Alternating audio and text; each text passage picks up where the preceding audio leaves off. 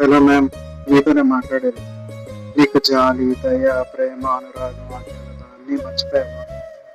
అంత ప్రేమ చూపించి అలా సడన్గా వదిలేసి ఎలా వెళ్ళిపోతావో చెప్పు. కనీసం నీ కోలుకోవడానికి నాకు టైం ఇవ్వాలి కదా, నా బాధను పంచుకోవడానికి ఒక అవకాశం ఇవ్వాలి కదా. ఒక మెసేజ్ లేదు, కాల్ లేదు. అసలు నా కోసం వేచి చూసే కళ్ళు, ఆ తప్ప నా ప్రేమ ఏమైపోయింది? పైకి నవ్వుతూ ఉండలేక మనసులో బాధతో నరకం చూస్తున్నా. నీ కోసం ఆగిపోయిన నా గుండె ఇప్పటికీ ముందు కలవడం నేర్చుకోలేదు. అన్నిటినీ దాటగలిగిన అనుభవం, జ్ఞాపకాలు మాత్రం దాటలేకపోతున్నా.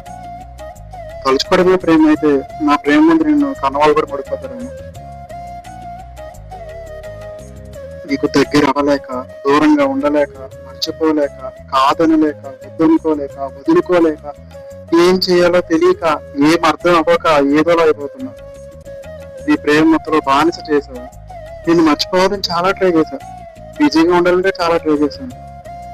నేను కలుసుకోలేని రోజులు చాలా ఉన్నాయి, కానీ తలుచుకోలేని రోజులు ఒక్కటి కూడా లేవు. ఇది జీవితం అంటే కోరుకోవడం, కోల్పోవడం, మళ్ళా కోలుకోవడం. కానీ కొన్నిసార్లు కోలుకోలేం. Attachment is not a joke. నమస్తే అండి, నేను మీ homeopathy doctor Ajay, PNR Darshana homeopathy clinic. Philophobia, fear of love, ప్రేమంటేనే భయపడిపోతారు. అలాంటి సిచ్యువేషన్స్ కొంతమంది మనుషులు తీసుకొస్తారు. ఇది ఒక 1 year బ్యాక్ జరిగిన ఒక పేషెంట్ స్టోరీ అన్నమాట, రియల్ స్టోరీ. ఆ పేషెంట్ ఏంటంటే ఫస్ట్ వాళ్ళ బాబుని మన దగ్గర తీసుకొచ్చారు సైనస్ ఇబ్బందికి. అది 3 months లో మంచిగా క్యూర్ అయిపోయింది. తర్వాత మేడం ఏదో చెప్పాలని ట్రై చేస్తూ ఉన్నారు, కానీ చాలాసార్లు చెప్పాలి.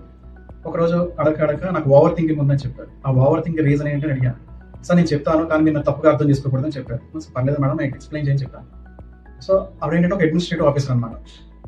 ఆవిడ ఏంటి ఫ్రీ టైంలో ఇలా ఫోన్ చూసుకోవడం, సినిమాలు చూసుకోవడం, జాబ్ పరంగా జాబ్ చేసుకోవడం, ఇంట్రోవర్ట్ అనమాట చెప్పాలంటే.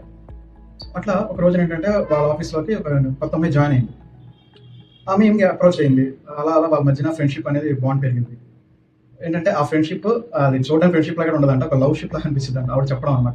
అంటే అంత బాగా క్లోజ్ అయిపోయారు. ఒకరోజు సడన్గా వచ్చి నాకు మ్యారేజ్ అని చెప్పి ఆమె వదిలేసి వెళ్ళిపోయింది. అలా వదిలేసి వెళ్ళిపోయిన తర్వాత ఆమెలో ఒక యాంగ్జైటీ, ఒక డిప్రెషన్ అయితే స్టార్ట్ అయింది. ఎందుకని వాళ్ళ మధ్యలో అంత బాండింగ్ అయింది అనమాట. సో బయటికి వెళ్ళడం, సినిమాకి వెళ్ళడం, మెసేజ్లు, చాటింగ్లు, ఇలా ప్రతిదీ అనమాట. ఒక లవర్స్ ఎలా చేస్తారో అలాగే బిహేవ్ చేస్తారు. ఆ జాబ్ కూడా మానేసింది. ఇక మ్యారేజ్ అయ్యాక వాళ్ళ బాండింగ్ తెగిపోయింది. మెసేజ్ లేవు, ఫోన్ లేవు, అసలు కలుసుకోవడం అలాంటి ఏమి లేవు. సో దీనివల్ల ఆమె ఇంకా మెంటల్గా డిస్టర్బ్ అయ్యి ఓవర్ థింకింగ్ అయిపోయింది. నాకు ఎవరు లేరు అనుకుంటూ, ఆమె ప్రేమించే భర్త, ప్రేమించే పిల్లలు, డబ్బు అన్నీ ఉన్నాయి. కానీ ఆ ప్రేమించే మనిషి ఎప్పుడైతే ఆమె కోల్పోయిందో అప్పటి నుంచి డిప్రెషన్లోకి వెళ్ళిపోయింది. వెంటనే ఆవిడ ఫోన్ తీసుకుని ఆవిడ ఎవరో చెప్పమంటే చెప్తే ఆ నెంబర్ కాల్ చేసి మాట్లాడితే గంట సేపు ఏడుపు ఆపకుండా మాట్లాడుతూనే ఉన్నారు ఇద్దరు. ఆమె ఏడుస్తుంది, ఈమె ఏడుస్తున్నారు. సో ఒకరి బాధ ఒకరు అర్థం చేసుకున్నారు. అలా మాట్లాడిన తర్వాత ఆమె చాలా రిలీఫ్ వచ్చింది. రియల్ 50% పైనే ఆమెకి మనసు భారం దిగింది. తర్వాత నేను మెడికేషన్స్ పెట్టాను. ఒక 3 months లో చాలా వరకు ఆవిడ సెట్ అయ్యారు.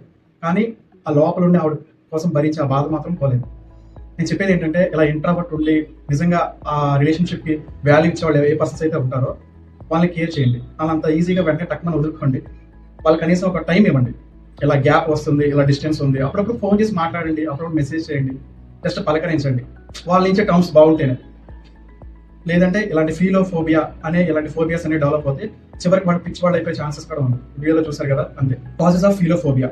సో పాస్ట్ లో జరిగిన కొన్ని పాస్ట్ ఎక్స్పీరియన్స్, లవ్ ఫెయిల్ కావచ్చు, ఫ్రెండ్షిప్ ఫెయిల్ కావచ్చు, లేదా ఫ్యామిలీ ఫెయిల్యూర్ కావచ్చు. చిన్నప్పుడే ఉన్నాయి, వాళ్ళ మదర్ ఫాదర్ డైవర్స్ తీసుకున్నా, లేదా ఫోర్స్ఫుల్ అరేంజ్డ్ మ్యారేజెస్ వల్ల, అండ్ వాళ్ళ ఫ్యామిలీ హిస్టరీలో జన్యు పరంగా వాళ్ళకి యాంగ్జైటీ డిజార్డర్స్ ఉన్నా ఈ ఫిలోఫోబియా కోసం ఉన్నాయి సిమ్టమ్స్ ఆఫ్ ఫిలోఫోబియా.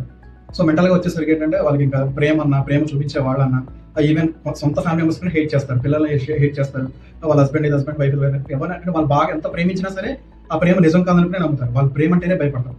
అంతలా అవుతుంది. ఫిజికల్గా వచ్చేసరికి వాళ్ళకి అలాంటి సిచ్యువేషన్స్ వచ్చినా సరే వాళ్ళ గుండె భారం ఒకేసారి పెరిగిపోతుంది, హెవీగా అయిపోతుంది, గుండె దడ అనిపిస్తుంది, ఒళ్ళంతా చెమటలు పట్టేస్తాయి, నీరసం వచ్చేస్తుంది.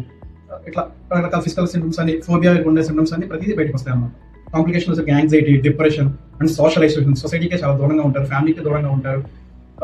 వీటన్నిటి బాధ భరించలేక ఏదో ఒక ఎడిక్షన్స్ ఎడిక్ట్ అయిపోతూ ఉంటారు. స్మోకింగ్ కానీ, ఆల్కహాల్ కానీ, డ్రగ్స్ కానీ. హోమియోపతి ట్రీట్మెంట్, ఇండివిజువల్ ట్రీట్మెంట్ ఇచ్చుకుని మనం కాన్స్టిట్యూషన్ పరంగా ఇచ్చుకుని కంపల్సరీ తగ్గుతాయి ఇలాంటి డిసీజెస్ అని. ఇంకోటి కౌన్సిలింగ్ కంపల్సరీగా ఉండాలి. సో ఎక్కడైతే ఆ రీజన్ ఉందో ఆ రీజన్ తీయడానికైనా మనం ట్రై చేయాలి. అట్లీస్ట్ ఇప్పుడు నేను ఆ ఫోన్ కాల్ హెల్ప్ అని చేశాను కదా, అట్లా కుదిరితే వీలుంటే అలా చేయగలిగితే అదొక మంచి ఫీడ్బ్యాక్ అనమాట. సో ఇట్లా ఏ ఫోబియా అయినా సరే హోమియోపతిలో మనం ట్రీట్ చేసుకోవచ్చు. కాన్స్టిట్యూషనల్ ట్రీట్మెంట్ మనం ఇచ్చుకుంటే ఎటువంటి సైడ్ ఎఫెక్ట్ లేకుండా పూర్తిగా తగ్గుతాయి. సో మరిన్ని వివరాల కోసం పిఎన్ఆర్ దర్శన హోమియోపతి క్లినిక్ సంప్రదించండి. Thank you.